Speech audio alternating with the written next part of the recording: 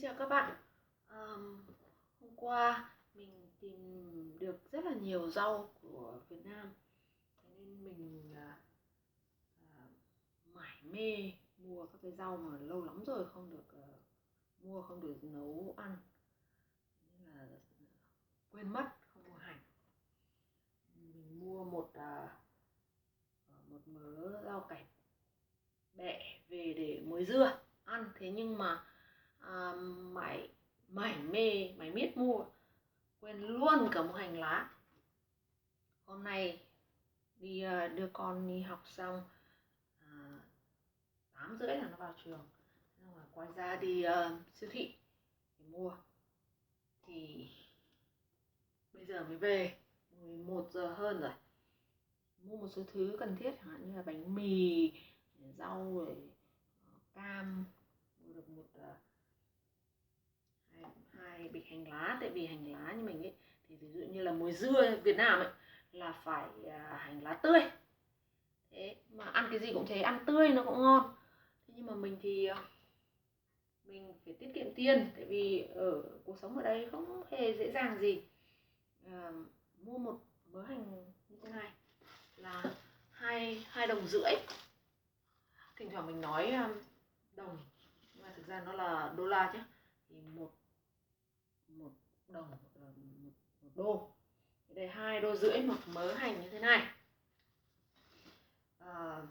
Lần này mình mua 2 mớ, 2 bó, một bó về để cho vào dưa cải bẹ muối cho nó thơm, cho nó ngon. Một mớ thì thái ra, tức là mình lấy các cái củ mà mình thích để cho vào muối dưa, còn đâu ấy thì mình sẽ mình sẽ thái nhỏ ra cho vào trong tủ đá để đóng đá. Tại vì ấy, mỗi lần mình ăn thì mình chỉ ăn có một chút xíu hành thôi, kiểu như trang điểm cho món ăn, hoặc là cho nó thơm, hoặc là cho vào rang cơm. Buổi sáng thì mình để đông đá. Một mớ hành này ăn khi nào hết mình lại mua một mớ mới. Ăn tươi, thí dụ như ăn phở, ăn hành tươi, lấy mấy cái hành củ này để trần lên để ăn với phở. Xong rồi còn thừa lại đâu ấy thì thái nhỏ ra, xong rồi cho vào đông đá. Tiết kiệm mỗi một thứ như thế thì là sẽ tiết kiệm được rất nhiều, chứ không như ở Việt Nam. Như ở Việt Nam là sẽ thích hơn, tại vì mình có thể đi ra chợ, mình có thể nhặt mấy cọng hành thôi cũng được, người ta sẽ tính tiền cho mình mấy cọng hành. Chứ ở đây là người ta bó sẵn như thế này. Mà mùa này sắp sửa đến mùa xuân, đây là đang cuối mùa đông, bây giờ là đang cuối mùa đông, thì hành đợt trước nó chỉ được một cọng như thế này, một mớ nó sẽ bó như thế này thôi, và củ nó sẽ rất to, lá nó cũng sẽ rất là to. Ăn thì nó cắt ra thì cay mắt, thế nhưng mà ăn thì nó không thơm ngon, không ngọt bằng hành nhỏ như thế này. Chứ bình thường ấy là cọng nó phải to như thế này, trở lên, rất là già, rất là không ngon. Cái hồi mình mới sang Úc ấy thì mình có đi mua một mớ hành về, mình nhìn một mớ hành như thế này, nó cũng bó như thế này, nhưng mà toàn củ to gấp đôi như thế này. Mình tưởng là củ lích là cái gì nhỉ, tỏi tây, tưởng là tỏi tây, mua về thái ra, thái khúc ra, xong rồi rửa đi thái khúc ra một mớ như thế, tưởng là tỏi tây. Về định xào mua cả cần ở đây có 2 thứ cần nhé, một cần 3 thứ cần. Cái rau cần nhà mình, miền Bắc mình ấy gọi là rau cần, thì là mình nấu canh đúng không, để ăn, nấu canh hoặc là xào. Thế nhưng ở đây thì khi mà mình gọi cần, ở Việt Nam mình gọi là cần tây ấy, thì ở đây là cần tàu. Còn cần tây ấy thì nó là celery, thì là nó một cọng, một cái bẹ của nó to bằng từng này, có cái phần trắng của nó có khi nó to bằng từng này, và cái cọng nó dài, nó to như thế này, cả cái cây nó dài chừng này, một cái bó như thế này. người ta bán, và mình không hề biết chuyện đấy. Mình đi mua cần tàu về, nhưng mà may tại vì người Việt mình thì thích ăn cần tàu, ở Việt Nam thì gọi là cần tây, và tỏi tây, thì ở đây nó gọi là lích. Thì cái củ lích ở đây ấy, nó to như thế này, nó to như thế này. Mình mua hành về mình tưởng là cần tây, về thái ra xào. Bà chị của mình bảo thái hành ra làm gì mà nhiều thế, thái xong rồi rửa xong để ở rổ mà, chuẩn bị về đi làm về cái là bỏ vào xào là ăn. Vì mình đi làm về sớm hơn, nên là mình đi chợ, qua chợ mình mua như thế. Mình tưởng là cần tây tỏi tây, nhưng mà mua phải cần tàu và hành lá. Choáng thật sự luôn, không ngờ là hành nó to như thế. Và cái hồi mình mới sang thì ăn tất cả các loại thứ rau rồi rau thơm các thứ là không có mùi gì cả. Trong vòng phải 6 tháng đến 1 năm ăn đồ Tây, đồ ta, đồ Việt tự mình mua về nấu, nhưng ăn không có mùi vị gì, mất vị. Đi ra nước ngoài là bị mất vị nhé. Mình không còn cảm giác được vị, hoặc là có thể là do culture shock, mà cái lúc đấy thì mình chẳng shock cái gì cả, chỉ có say xe và mất vị, không ăn được, không ngủ được, lúc nào cũng nghiêng nghiêng như kiểu say sóng ấy. Nói đến nghiêng nghiêng thì ngày xưa mình có cái tên là nghiêng nghiêng, tại vì mình bị say xe rất là nặng. Ở Việt Nam thì rất là ít khi đi chơi xa, đi xe buýt hay là đi tàu hay là gì cả, đi ô tô nên không có, dễ bị say xe lắm. Cả nhà không ai bị say xe, mỗi mình bị say xe. Có mọi người có mẹ có em gái bị say xe chút chút, nhưng mà không ai say như mình cả. Mình đi chùa Hương với cả cậu với cả mợ của mình, thì đi chùa Hương thì đi qua đêm nhá, thế là đi đò bị say, xong rồi đêm ngủ lơ mơ ngủ ấy, thì kiểu mợ hay là chị mình động vào người mình như này, thế là kiểu cảm giác nó kiểu trong tranh ấy, thế là mình kêu cẩn thận nó nghiêng, là cái đò nó nghiêng ấy, nên mình bị trong tranh, mình bị say, mình sợ, mình lơ mơ ngủ. Nó thế là được mợ gọi cho cái tên là nghiêng nghiêng luôn.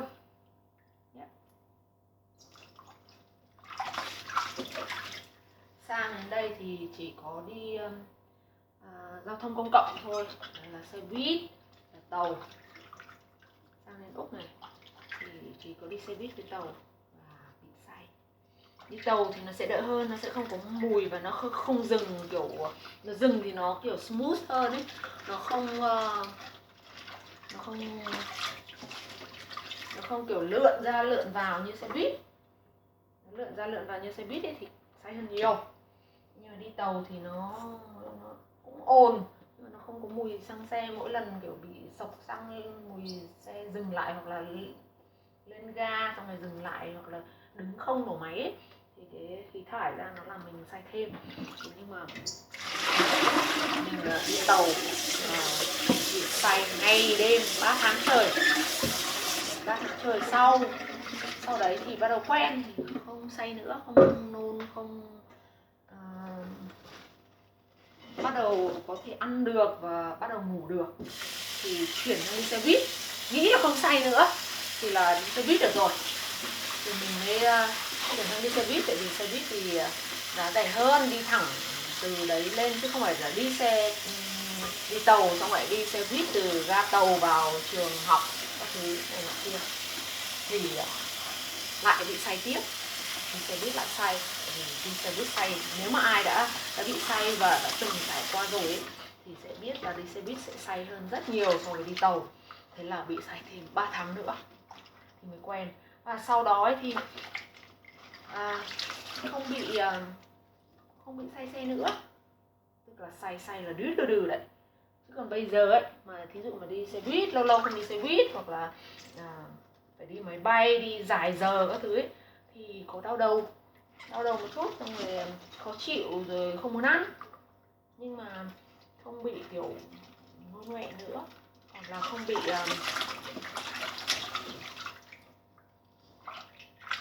bị không ngủ được hay là không ăn được sau khi, miễn là cứ dừng xe và xuống khỏi xe ấy, thì là hết sạch.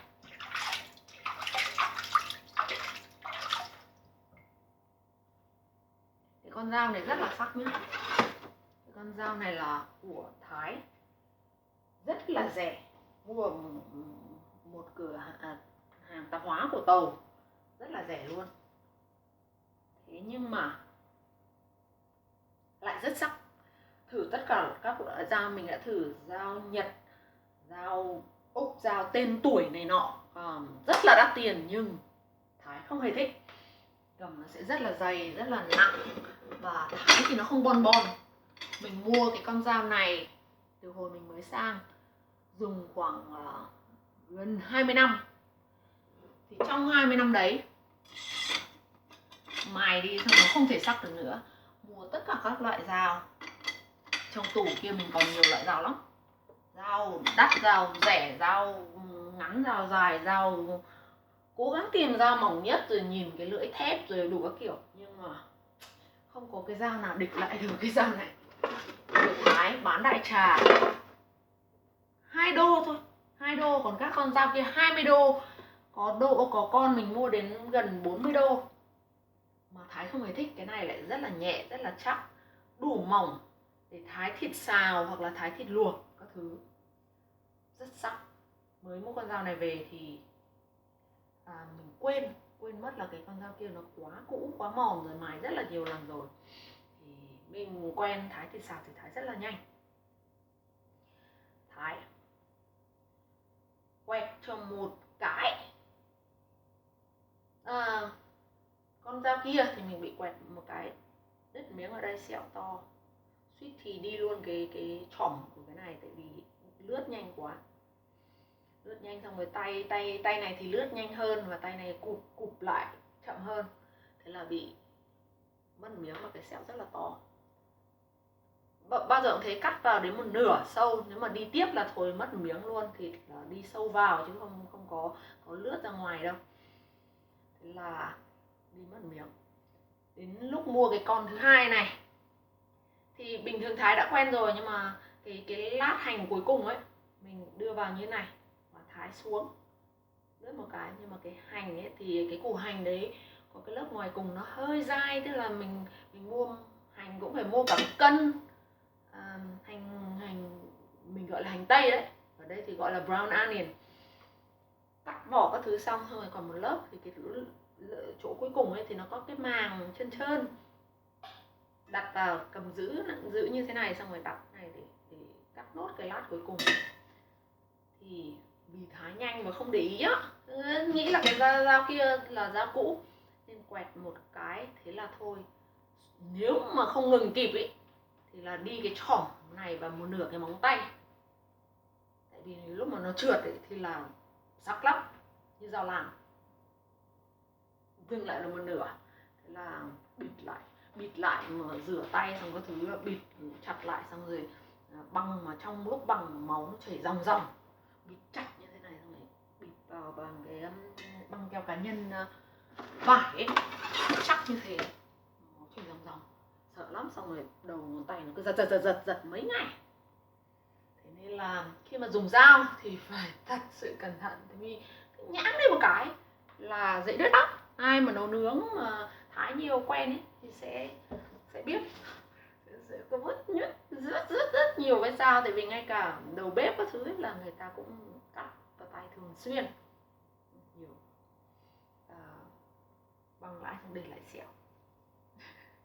Thế nên phải cẩn thận, dùng dao phải cẩn thận, nhất là các em bé hoặc là các bạn trẻ mới tập nấu ăn này nọ kia. Kể cả người quen rồi cũng, nói chung là dùng dao thì phải để ý nhé các bạn nhé. Bây giờ mình thái cái hành này ra, cho vào tủ đá, xong rồi cho một ít vào muối dưa. Tạm thế đã, mình gặp lại các bạn sau nhé. Khi nào có thành phẩm, khi nào có dưa. Tự dưng đang lùm xùm cái vụ gì nhỉ, lòng xào dưa ở Việt Nam. thì mình lại tìm được rau cải bẹ và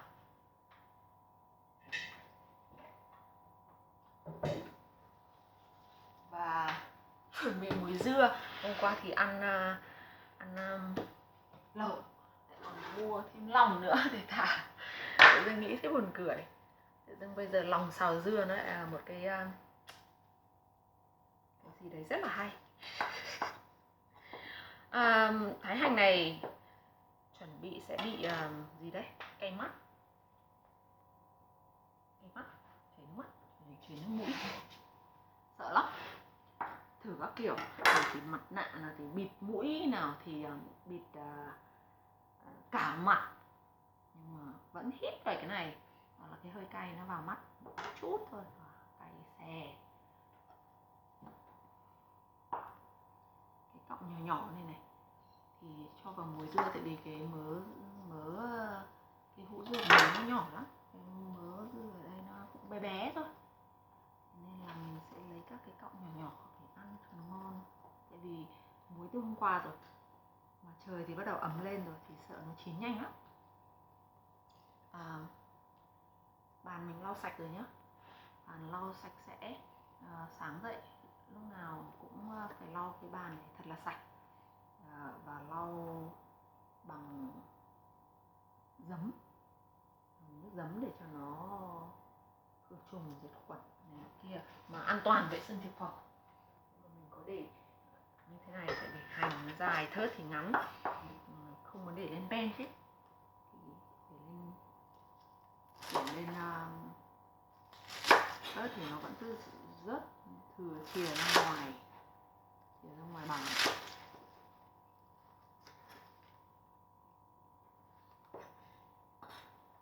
Hành ở đây ấy, họ trồng thì khi mà họ nhổ, không biết họ có rửa không, nhưng mà lúc mua về nó sạch lắm rồi nhá, nó không giống như kiểu đầy đất hay cái gì ấy, nhưng mà vẫn phải rửa sạch sẽ, vẫn phải cắt rễ.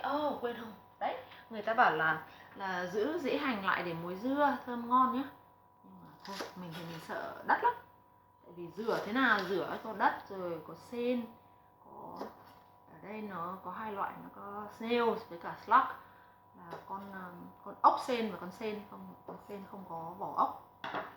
Chỗ này thì mình sẽ cho vào muối dưa. Còn chỗ này mình để làm để cho nó ráo đi một chút để cho vào dưa, tại vì dưa là mình dùng nước sôi để nguội muối. Hành này phải để, chắc là phải để ráo thật là ráo đi thì mới cho vào, không thì nó úng mất. Không biết là nó còn tác dụng gì nữa không, nhưng mà khi mà muối hành lên cùng với dưa thì cái dưa cải bẹ nhà mình nó sẽ thơm ngon hơn. Chắc là tất cả người Việt hoặc là người Việt và người miền Bắc sẽ biết muối dưa phải cho hành lá thì nó thơm ngon, nó mùi vị Việt Nam. Thèm, tự dưng lại thèm. Lòng xào dưa, canh dưa nấu thịt bò, canh dưa nấu sườn. Không bao giờ đủ dưa thừa, dưa chua để rang cơm nhá. Mình rất thích ăn cơm rang với cả dưa chua với cả tóp mỡ, nhưng mà đấy vẫn chỉ là giấc mơ thôi.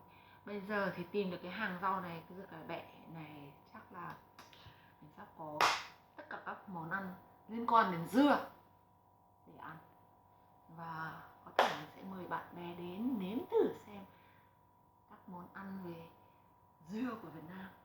Tại vì có 2 người bạn đã được nếm thử dưa của mình làm và người ta mê mệt, chỉ có tội là rất ít khi mua được dưa. Cái sen, cái bẹ để muối dưa, mà muối xong cái thì mình không có cái hũ sành to hay cái gì, cứ muối vào các cái lọ nhỏ nhỏ như này này các bạn này, cái lọ nó nhỏ như thế này, thế nên là không thể nào mà cho nhiều được. Hôm qua vừa mới cho vào thì nó đầy lên đến đây, nhưng mà hôm nay thì nó xuống đến đây, thế nên mình vẫn chỉ là ước, hoặc là hôm nay chắc là tìm, chắc là có đấy, nhưng mà tạm thì đã mình có thể thả vào 1-2 hôm. Bây giờ thì tìm được dưa rồi, không phải để lâu, không cần phải sợ nó thối hoặc là chua nhanh quá hay là gì đấy, thì mình sẽ mua trước khi cái này hết thì mình sẽ mua một cái mơ mới nhúng vào, chắc 1 ngày 2 ngày mà trời sắp ấm lên thì dưa chua ăn thoải mái. Rồi bây giờ mình thử cho hành vào đây nhá.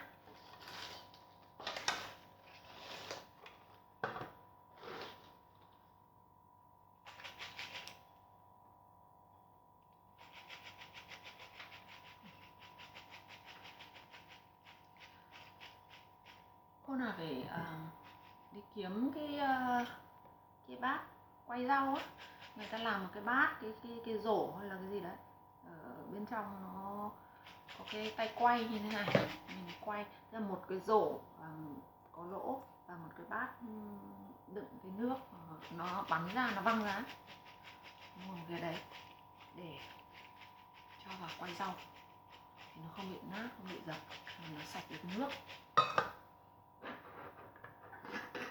Cày mắt quá. Mình không có cái cục đá hay là cái miếng bên bằng tre, mình dùng cái nhựa nắp đậy của Kiệu trong lọ của Việt Nam, nhưng mà người miền Nam xuất khẩu từ miền Nam, thế nên củ Kiệu của người miền Nam nó hơi ngọt. Mình giữ lại cái lưới này đậy trong một cái lọ nhỏ, để đè cái này xuống, mình dùng 3 cái xong rồi đè cái cốc lên, đậy cái nắp lại. Có mùi dưa rồi, nhanh thế. Wow, ngon quá, mùi thơm ngon phết. Nhiều quá không nhỉ? Sao hôm nay ít dưa thế nhỉ? Tưởng được nhiều. Mình quay bằng điện thoại nên tự dưng đang quay thì nó chuông. Mình có cái đặt chuông để nhắc việc ấy, có việc gì phải làm thì nhắc, thế là nó chuông, nó ngừng luôn video.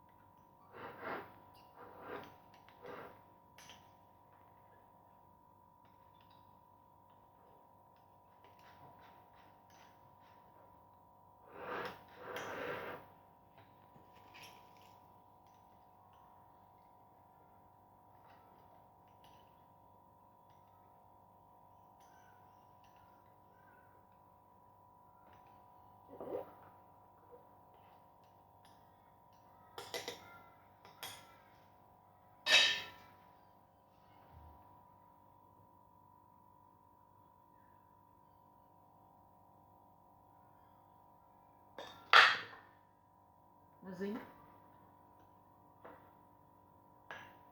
có nước mình đặt lên đây nó dính rồi.